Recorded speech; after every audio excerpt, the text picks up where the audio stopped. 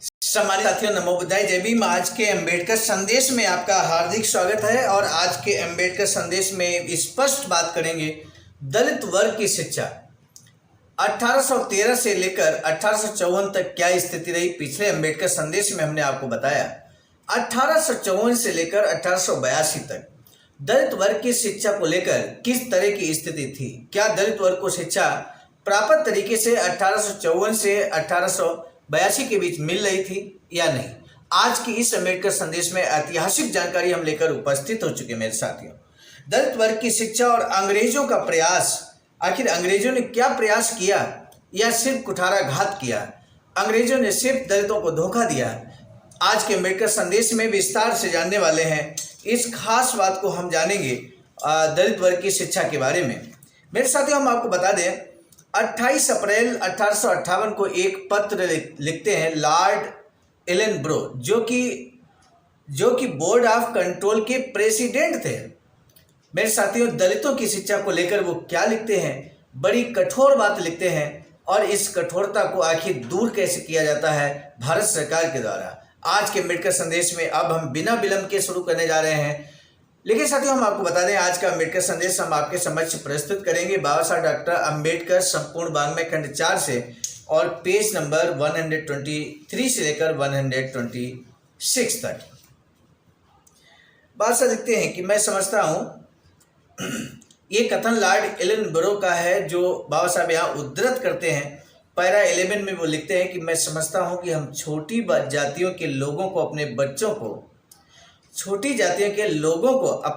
को स्कूल भेजने के लिए बहुत कम प्रेरित कर पाते हैं। और यदि हम शिक्षा का अपने मनोनुकूल विस्तार करने में सफल होते हैं तो हमें श्रमिक वर्ग का अधिक बौद्धिक विकास करना होगा, भले ही इसमें अधिक धनाढ्य व्यक्तियों की उपेक्षा हो जाए।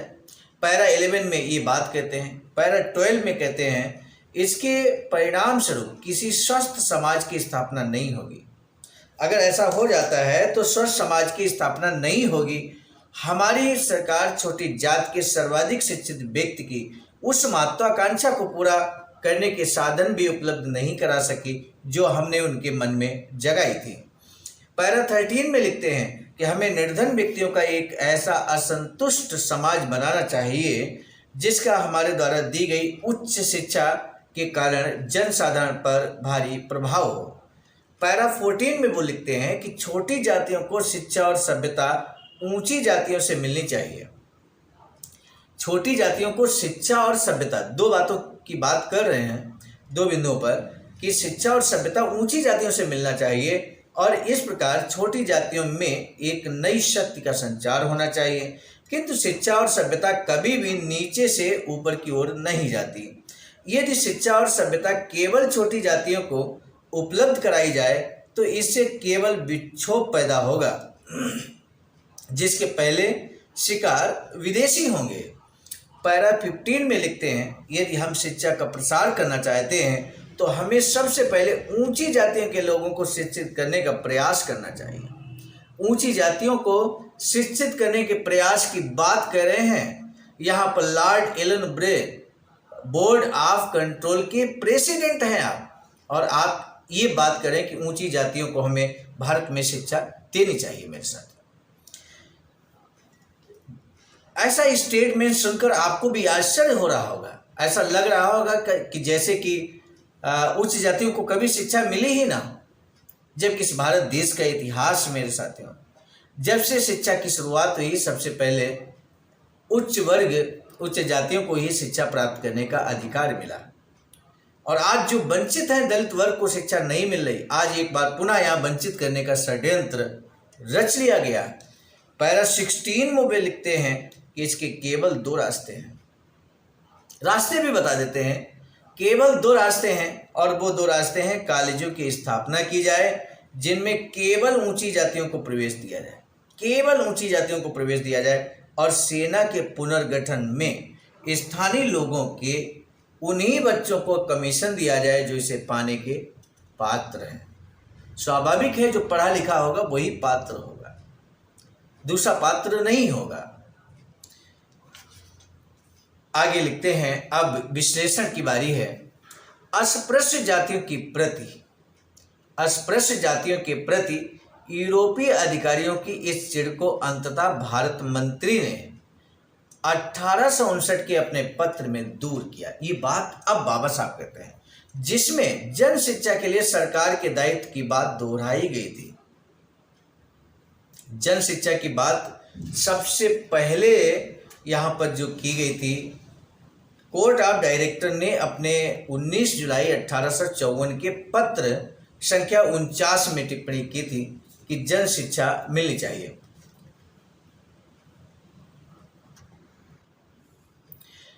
तब बाबा साहब आगे लिखते हैं, कहते हैं कि जैसा कि स्पष्ट है कि सरकार द्वारा जन शिक्षा के अपने दायित्व को स्वीकार करने से दलित जातियों को एक ऐसा लाभ मिला जो केवल नाम मात्र का था।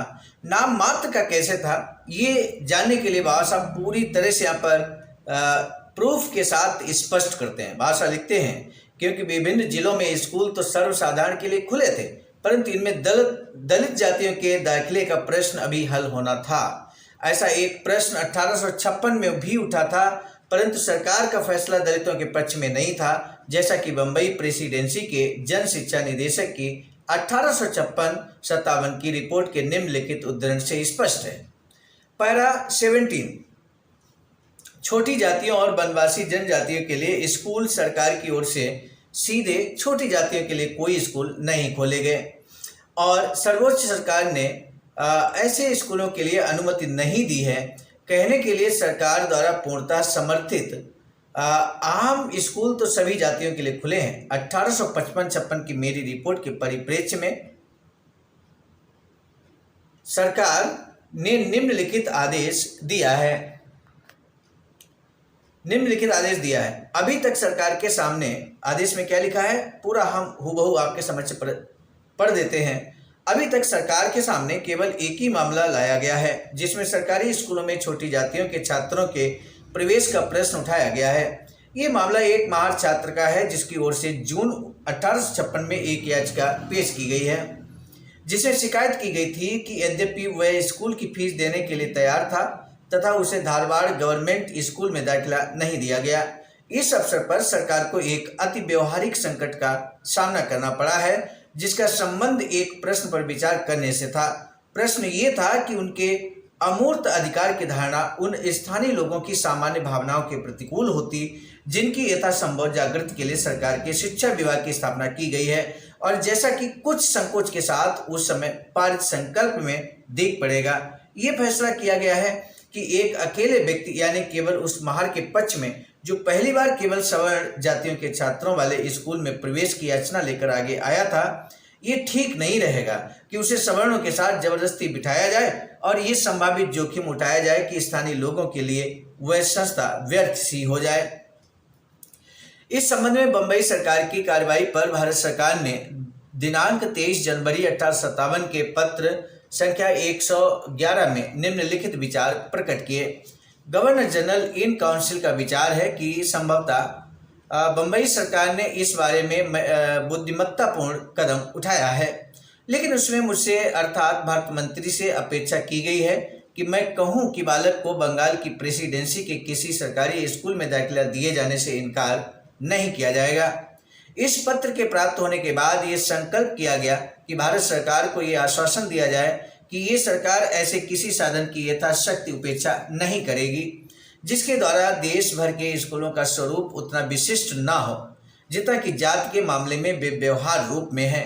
लेकिन शर्त यह है कि ऐसा करते समय सरकारी स्कूल की सामान्य प्रतिष्ठा पर आंच ना आए और उनकी दक्षता बनी रहे और वह उद्देश्य सफल हो जिसके लिए उनकी स्थापना की गई है। ये भी निश्चय किया गया कि इस बारे में जांच की जाए कि उस सिद्धांत का व्यवहार पक्ष क्या है जिसके बारे में कहा जाता है कि वह प्रचलित है और सरकारी स्कूलों की सामान्य उपयोगिता पर कुप्रभाव डाल रहा है। बंगाल में प्रचलित प्रणाली के बारे में की गई जांच से पता चलता है कि भारत सरकार की मान्यता के विपरीत बंगाल के अधिकारियों ने ये भार शिक्षा संबंधी जिला समितियों पर छोड़ दिया है कि वे हर मामले में स्थानीय लोगों की भावनाओं को देखते हुए छोटी जातियों के छात्रों को प्रवेश दें या ना दें। इसका नतीजा यह निकला कि दलित जातियां उपेक्षित रह गईं क्योंकि स्पृश्य जातियां उन्हें विद्या मंदिरों में घुसने नहीं देंगी जिनकी स्थापना सरकार ने अपने समस्त प्रजाजनों के लिए की थी, जन शिक्षा के लिए की थी। इन परिस्थितियों में 1854 के डिस्पैच में उल्लिखित जन शिक्षा व्यवहार रूप में दलित जातियों को छोड़कर शेष सभी को उपलब्ध थी। 1854 में दलित जातियों की शिक्षा पर से भी प्रतिबंध उठाया गया, यानी कि 1854 में दलित जातियों की शिक्षा पर से भी प्रतिबंध उठा लिया गया। 1854 में आकर ये कहा गया कि दलितों की शिक्षा पर जो प्रतिबंध है वो अब नहीं रहेगा, यानी कि दलितों को भी शिक्षा दी जा सकती है। ये बात ऐतिहासिक घटना हुई 1854 में। बस आगे लिखते हैं कि वह केवल नाम मात्र का प्रयास था। ये प्रतिबंध जो उठाया गया ये नाम मात्र का प्रयास था। कैसे था? तब बादशाह कहते हैं कि भले ही बहिष्कार न करने के सिद्धांत की पुष्टि सरकार ने कर दी थी, पर व्यवहार में बड़ी सफाई से उसकी अनदेखी की गई। अतः हम ये कह सकते हैं कि प्रतिबंध व्यवहार में पहले की तरह बना रहा। दलितों को शिक्षित करने का जिम्मा जो संस्था ले सकती थी वह केवल ईसाई मिशनरी थी। माउंट स्टुअर्ट एल्फिंस्टन के शब्दों में उन्हें दलित जातियां सर्वोत्तम जातियां लगीं, किंतु सरकार धार्मिक तटस्थता पर कृत संकल्प थी और मिशनरी स्कूलों को सहायता नहीं दे सकती थी। यहाँ तक कि इस अवधि के प्रारंभ में इस प्रेसिडेंसी ने कोई आर्थिक अनुदान नहीं दिया था। यद्यपि 1854 के शिक्षा संबंधी डिस्पैच में मिशनरी स्कूलों को अनुदान देने पर कोई प्रतिबंध नहीं लगाया गया था। इस गतिरोध को समाप्त करने के लिए सरकार ने दो उपाय किए। छोटी जातियों के बच्चों के लिए अलग सरकारी स्कूलों की स्थापना की गई। ध्यान दीजिए मेरे साथियों, छोटी जातियों के बच्चों के लिए अलग सरकारी स्कूलों की स्थापना की गई थी। और दूसरा जो उपाय किया गया, अनुदान सहायता के नियमों में ढील देकर मिशनरी संस्थाओं को शिक्षा कार्य में विशेष प्रोत्साहन दिया गया। यदि ये दो उपाय न किए गए होते तो दलित जातियों को शिक्षित करने के कोई परिणाम नहीं निकलते। 1882 में हंटर आयोग की समीक्षा के अनुसार ये परिणाम अति अल्प थे, यानी कि यहाँ पर जो सार्थक एक प्रयास किया गया, यहाँ इस बात को स्वीकार किया गया कि दलितों को शिक्षा अगर बेहतर तरीके से कोई दे सकता है तो मिशनरी स्कूल, क्रिश्चियन स्कूल दे सकते हैं मेरे साथी। और इसलिए यहाँ पर उस कठिनाई को दूर करने के लिए कि कहीं दलितों को शिक्षा देने के एवज में कहीं ऐसा ना हो कि उच्च जात के लोग, अन्य पिछड़े लोग वो स्कूलों से किनारा न कर लें, इसलिए जो मिशनरी स्कूल थे यहाँ पर दो उपाय किए गए। नंबर एक, छोटी जातियों के बच्चों के लिए अलग स्कूल खोला गया जहाँ पर सिर्फ छोटी जाति के बच्चे ही पढ़ेंगे, इस तरह की व्यवस्था थी। और दूसरा, मिशनरी स्कूलों को अनुदान दिया जाने लगा, अनुदान बढ़ाया गया। अनुदान का जो नियम था उसमें ढील दे दी गई, अर्थात उन्हें भी अनुदान मिलने लगा। तो ये दो सार्थक प्रयास किए गए जिसकी बदौलत शिक्षा के क्षेत्र में दलित वर्ग की लोग भी, छात्र भी आने लगे। आज का अम्बेडकर संदेश बहुत ही सार्थक सिद्ध हुआ मेरे साथियों, जिसमें हम लोगों ने जाना कि आखिर कब से दलित वर्ग को शिक्षा प्राप्त करने की शुरुआत हुई और किस तरह शुरुआत हुई, कितनी कठिनाइयों का सामना करना पड़ा। इन महत्वपूर्ण बातों को आज के अम्बेडकर संदेश में हूबहू, जैसा कि यहाँ पर लिखा था बाबा डॉक्टर अम्बेडकर संपूर्ण वाङ्मय खंड 4 में, हमने हूबहू आपके समझ रखा। आज के अम्बेडकर संदेश को हम यही रोकेंगे एक महत्वपूर्ण प्रश्न के साथ। आपको बताना है, दलितों को शिक्षा प्रदान करने के लिए सरकार ने मिशनरी स्कूलों पर भरोसा जताया था, लेकिन उसके लिए सरकार ने दो उपाय किए। वो दो उपाय कौन से हैं आपको बताना है। आज के अम्बेडकर संदेश के कमेंट सेक्शन में हमें बेसब्री से आपके जवाब का इंतजार रहेगा मेरे साथियों। आज के अम्बेडकर संदेश को जरूर शेयर कीजिएगा जन जन तक, ताकि बहुजन समाज अपने इतिहास को जाने, दलित समाज अपने इतिहास को जाने कि आखिर उसे शिक्षा कब से मिलना शुरू हुई।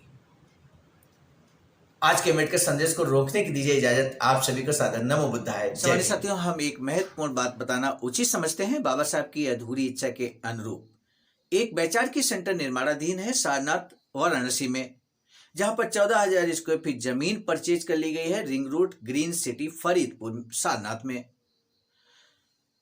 वैचारिकी सेंटर के प्रशासनिक ब्लॉक का निर्माण कार्य कंप्लीट हो चुका है। शानदार बेहतरीन प्रशासनिक ब्लॉक का निर्माण पूर्ण हो चुका है। आगे अब मुख्य भवन को बनाने की बारी हम सबकी है और इस हेतु आप दिए गए अकाउंट नंबर पर अपना अमूल्य योगदान कर सकते हैं। आज का अम्बेडकर संदेश हम लेकर उपस्थित हुए थे मिशन नायक बुद्ध मित्र मुसाफिर सर, राष्ट्रीय अध्यक्ष आवाज का नई दिल्ली की प्रेरणा में। प्रस्तुत करता हूं मैं स्वयं सर्वजीत आर्य, राष्ट्रीय मीडिया प्रभारी, IIT सेल आवाज का नई दिल्ली।